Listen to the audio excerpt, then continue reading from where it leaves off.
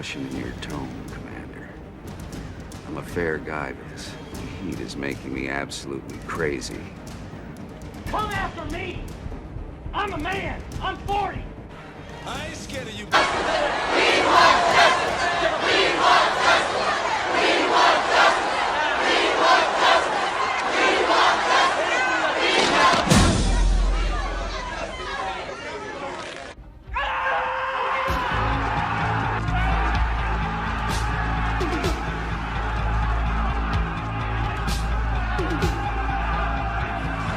You must be crazy to pull your gun on me.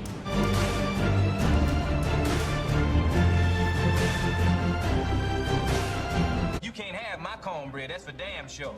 Because if you try to take my cornbread, part 2 of my killing spree gonna begin up in here on your ass right now. If you think about my cornbread, they get the taste out your mouth.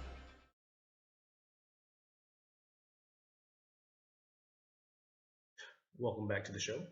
This is the Dave Brewer Show on Shockwave TV. Welcome back. So, the first thing I want to talk about is what's big right now. No, it's not Bill Cosby. It's actually the White House Correspondents' Dinner. And there was a comedian on there by the name of Michelle Wolf, who seemed to be stirring up controversy. Please welcome Michelle Wolf.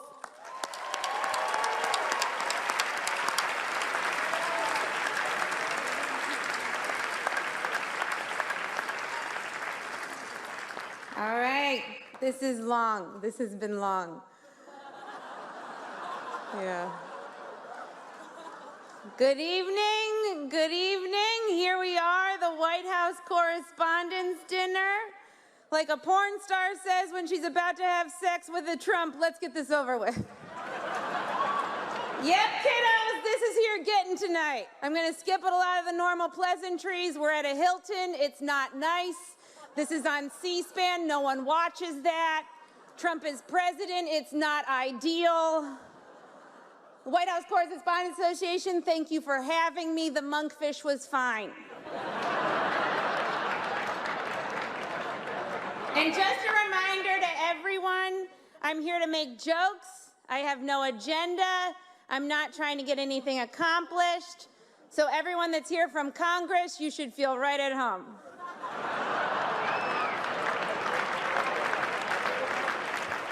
First off, the White House Correspondents' Dinner is a dinner for White House correspondents, of course.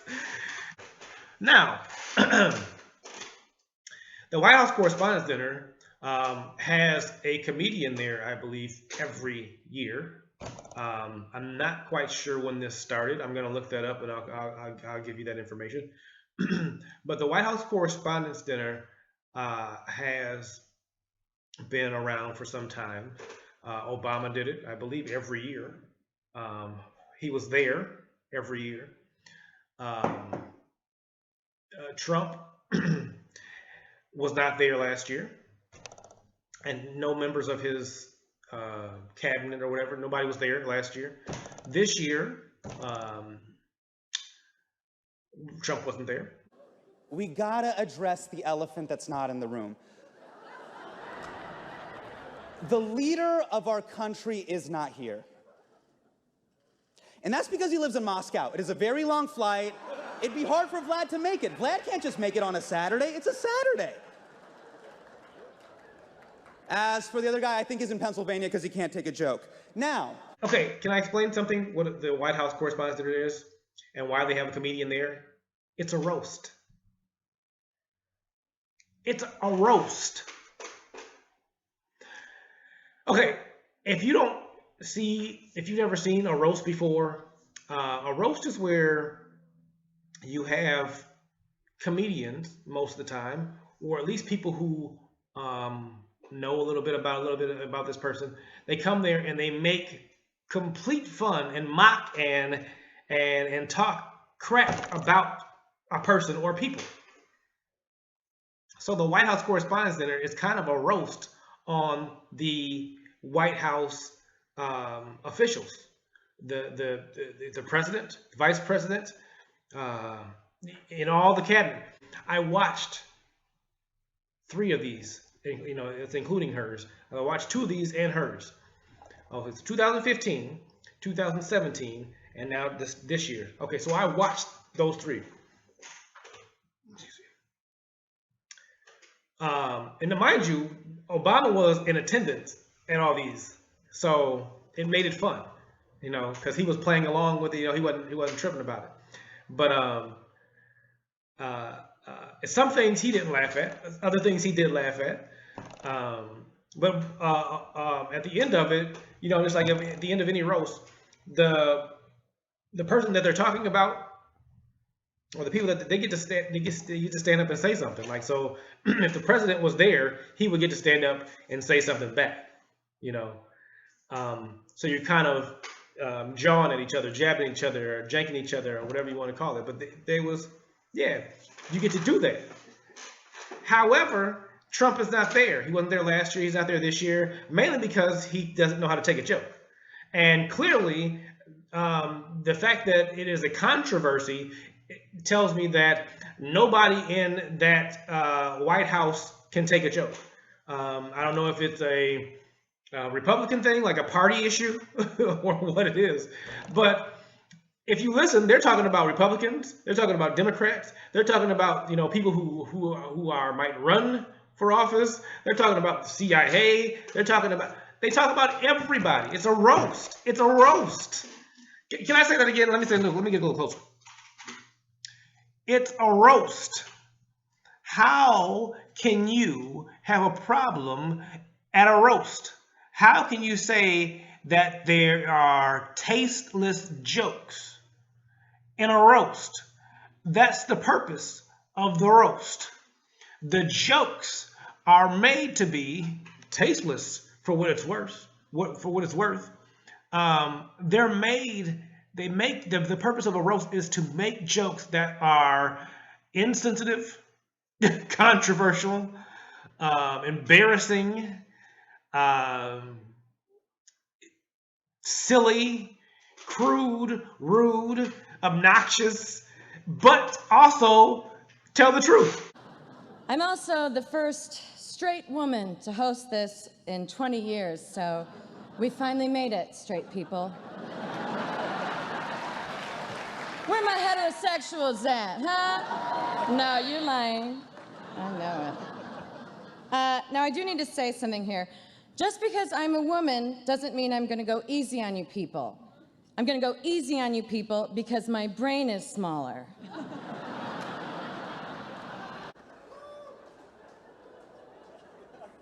You know, a lot of people told me, Hassan, if you go after the administration, it would be petty, unfair, and childish. In other words, presidential. So here we go. I get why Donald Trump didn't want to be roasted tonight. By the looks of him, he's been roasting nonstop for the past 70 years. Historically, the president usually performs at the Correspondents' Dinner, but I think I speak for all of us when I say he's done far too much bombing this month.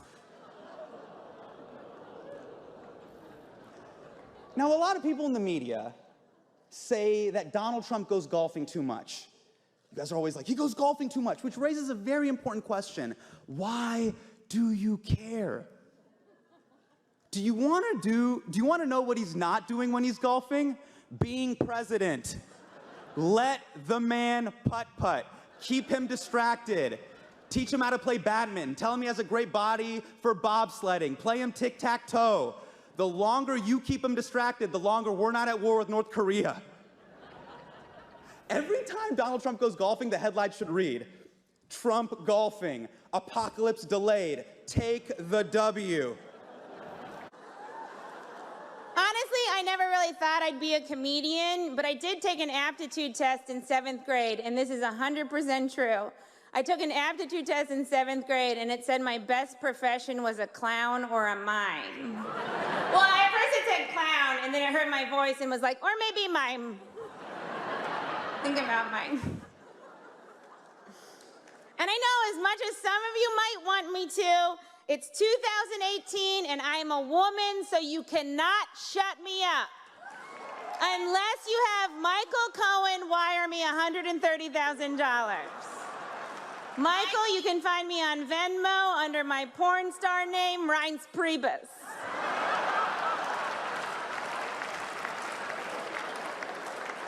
Reince just gave a thumbs up. Okay. Now, people are saying America is more divided than ever. But I think no matter what you support politically, we can all agree that this is a great time for craft stores. Because of all the protests, poster board has been flying off the shelves faster than Robert Mueller can say, "You've been subpoenaed." And thanks to Trump, pink yarn sales are through the roof. After Trump got elected, women started knitting those pussy hats. When I first saw them, I was like, that's a pussy? I guess mine just has a lot more yarn on it. Yeah. Should have done more research before you got me to do this. It's like a freestyle rap battle. You do some, nowadays, you do some studying about people, and then you start launching an assault at them. Well, that's what a roast is. You're roasting somebody. I believe Donald Trump was part of a roast. He roasted Shaquille O'Neal or some strange thing. I gotta look that up and show you that. Donald Trump was a part of a roast before. Donald say he wants to run for president and move on into the White House. Why not? It wouldn't be the first time you pushed a black family out of their home.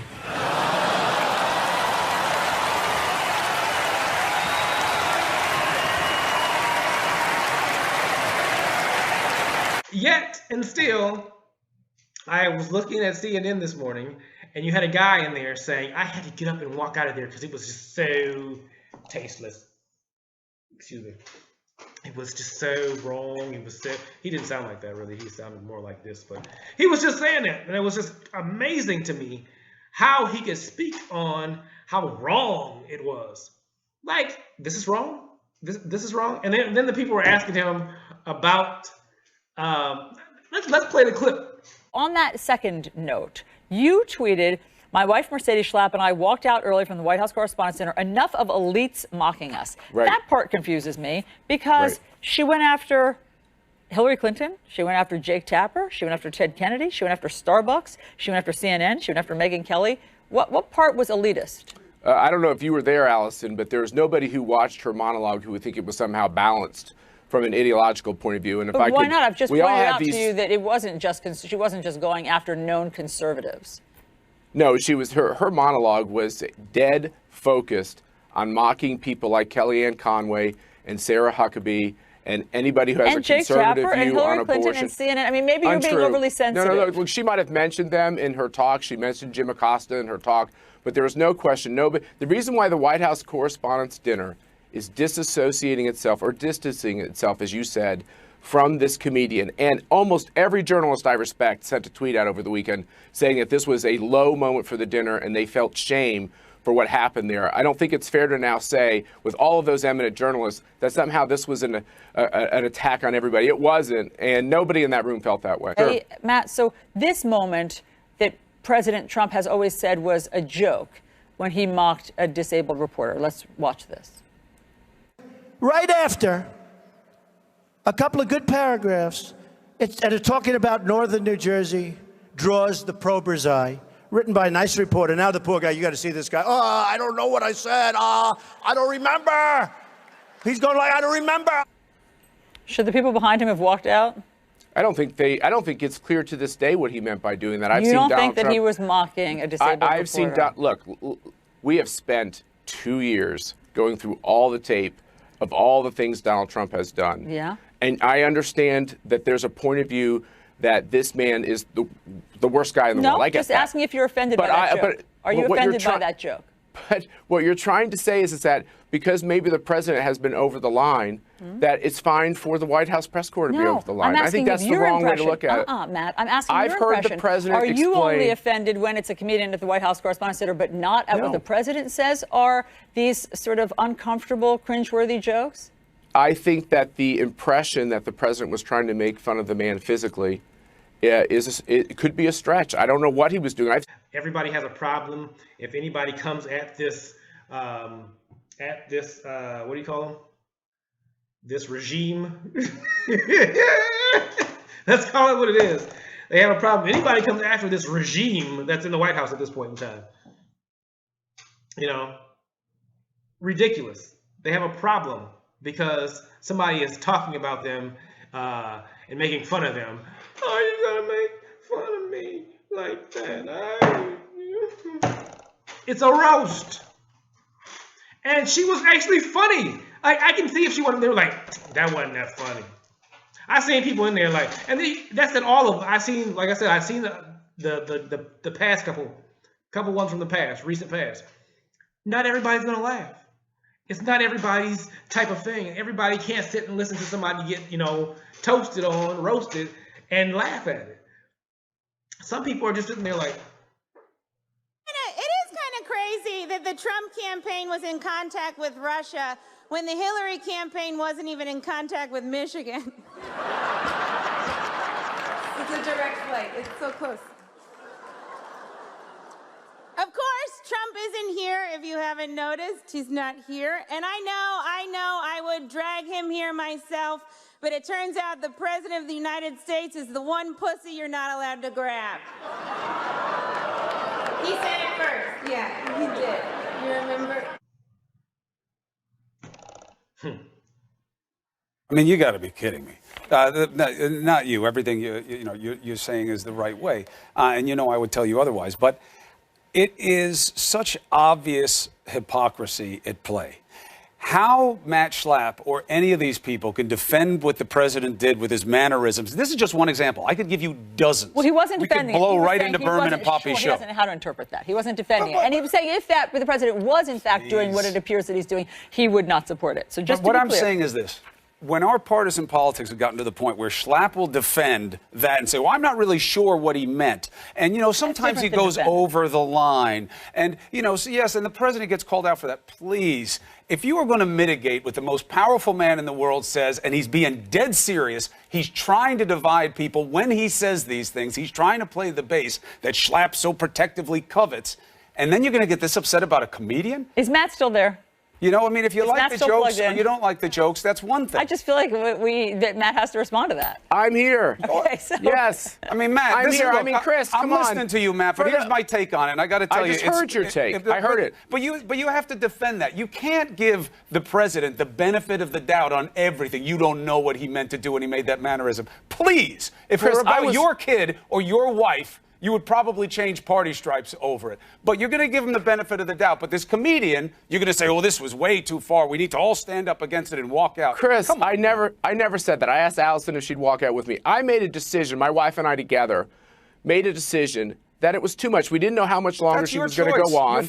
And we got up and left. We weren't sitting at the front table. We didn't make a ruckus. We just simply got up and left. It was simply a personal decision because it was too much for us. Good for you. And by the way, if the president or any other politician, actually, if there are Americans who feel hurt by what they say, and it's inappropriate, I don't think that's a good thing either. I don't think it's good for us to attack people like this. But I think you guys do a splendid job of making the case against when the president is over the line all the time, right? And you invite me on, which I appreciate. When he openly mocks someone with disabilities, you don't have to make a case. There's no open question. But what about when the press corps is over the line? In this case, the White House Press Corps Association. They weren't the ones telling the jokes. Admitted that there was a mistake to invite this comedian. And I think they admitted it. I mean, that's you two should admit it as well. You two should embrace that. And we did it all morning. We've been talking about it. We did 3 segments. I've watched you, but why is it hypocrisy for me to also say because you're not as upset about what the president of the United States says on a regular basis, and he's not joking. So if you're going to care about a comedian and be so offended by jokes that you may think failed or didn't fail, it's everybody's right to feel different ways about it. But where is it there? Because you feel like Donald Trump. Because you feel like Donald Trump is over the line, right? Those of us who support him, he's over the line. He is over the line, and you know it, Matt. You would never tolerate it in somebody who wasn't aligned with your political interests. Go through the tapes of for the 2 years I've been on this show. We have walked through all of these questions. They have been well covered. I've given all the answers. I've done none of your questions. You're not walking out on the president in terms of when he makes fun of Carly Fier in his face or when he makes fun of a disabled reporter. You're not walking out on the president. You never use language. You don't have to be in the room to know how the president meant. See, that's what I'm talking about, Matt. I wasn't in the room. I have said things. No, you never say anything about the president like what you're saying about this comedian. Untrue. And you I've know been on that. your show. You run the tape. I do. You get plenty upset at Allison the... and me for asking you the questions and calling you on things that are obviously inconsistent. I'm not You've mad at never you. been in high dudgeon like you are this morning about anything the president has said. I've been on whatever that term meant. I've been in high that state dudgeon. of, I've been in that state of mind Google many away, times my brother. on your show. Information is power. Look, Chris, here's the thing. What's good for the goose is good for the gander. This was a moment when the White House press corps actually could have done something to look graceful and to make the American people say, I get it. They're doing their jobs and they're doing it squarely. The American people Instead, do know the American people believe that there is too often animus on the part of the press. Of course, and there's that they that. have The it in president for of the Trump, United States and says they have that it in for journalists Trump. should be in jail. And the many president of the times- United States says the Come media on. is your enemy. The Come president on. of the United States Come on, Matt. says He that has everything said those that's things. reported is a lie if he doesn't like it. Matt, he what are has you said talking those about, things. Matt? Come on. I don't buy into any of that. I don't What think did that's I just correct. say that isn't true?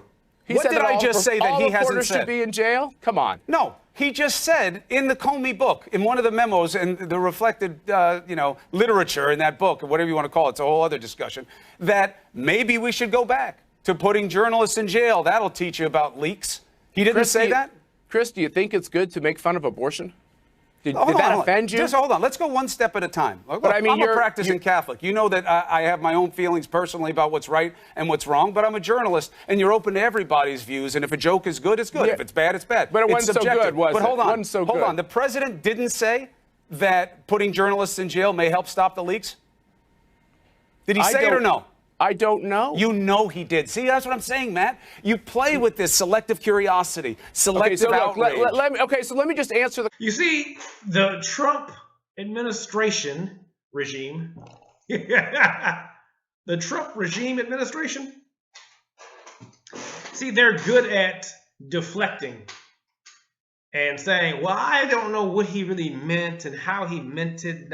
I'm not certain that. And if he said this, and well, if he did that, then maybe possibly it could have, if you get the square root and divide it by 2, and if you multiply it by pi, they're good at just inventing things that don't exist. Or pretending that they didn't hear things. They're very good at this. And then they're in live media doing these things and saying these things. And then later, after they think about it and they talk about it and they replay it, they come back with something with a statement of some sort that has some sort of educational value, which means they went home and said about it, and they talked about it, and they thought about it. And somebody wrote them a good speech, and then they talk about it on another show. It's hilarious. It's hilarious. That White House Correspondents' Dinner by Michelle Wolf. I think everybody should watch it. It's funny. It's on YouTube. Yeah, it's funny. It's funny. In fact, watch the one last year with Hassan. What's his name? He's funny. No, check this clip out. He tweets at 3 a.m. sober.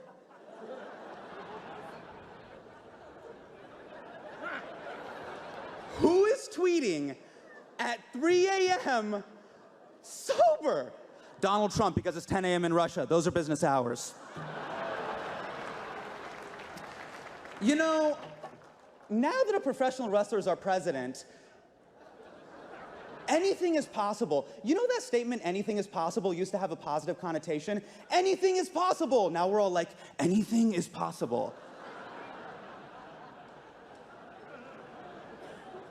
Anything. The news coming out of the White House is so stressful, I've been watching House of Cards just to relax. I'm just like, oh man, a congressman pushed a journalist in front of a moving train? That's quaint. Now, it's not just the president who decided not to show up. His entire administration is not here. Betsy DeVos couldn't be here. She's busy curating her collection of children's tears. Now, A lot of people think Betsy DeVos is out of touch with working class America, but you listen to me and you listen to me right now, okay? Every morning, Betsy DeVos is up at 5 a.m. putting her children on their flight to school. So don't you tell me she's out of touch, okay? Hey, has anyone seen Rick Perry since he became energy secretary? I have a feeling he's sitting in a room full of plutonium waiting to become Spider-Man. That's just my hunch.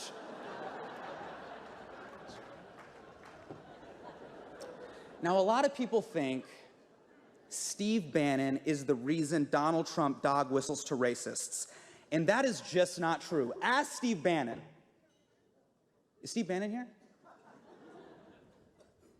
I do not see Steve Bannon. I do not see Steve Bannon. Not see Steve Bannon. Not see Steve Bannon. Not see Steve Bannon. Frederick Douglass isn't here, and that's because he's dead. Funny, right? He's funny. And even like I said, you can go through YouTube and watch all that stuff that they had before. All of the things that all of them. It's funny. It's funny. It's a roast. If you like comedy and you like roasts, it's funny.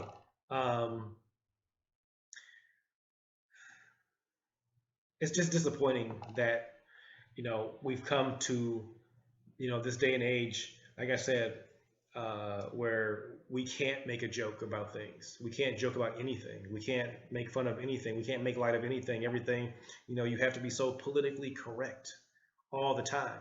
And that's what made me nervous about even having my own show. It's like, I gotta be politically, wait, no. I don't know if I can be politically correct. I might say the wrong thing or something like that. I'm a man of God, and there's certain things that I won't go to, and certain things that I won't delve in, and there's certain things that I will, But I love comedy. I love making fun of things and making fun of people. I'll make fun of myself. I crack up when people make fun of me. So, and we can get into the whole, because everybody equates anything negative to the N word. Thank you for tuning in.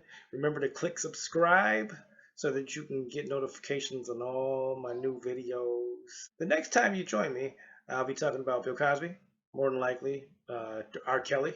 Yes, me too. Time's up. Times 10. No, but really, we're going to talk about all the other current events that are hitting our world and our society. Jockwave TV. God bless.